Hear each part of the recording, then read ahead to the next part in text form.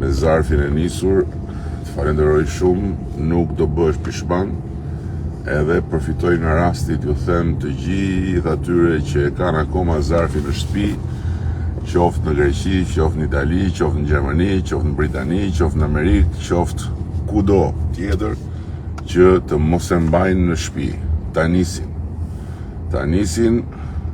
sepse në 11 maj kanë mundësinë të jenë pjesë e këtij takimi të madh me historinë tonë evropiane. Dhe dje, kur po shkoja për në Fierë, dhe Fieri më qëra fjala ishte flak, kryeqyteti socialistëve ishte flak, mora dhe lajmin që grup kapitulli tjetër i negociatave u aprovua për t'u hapur. Pra, kemi hapur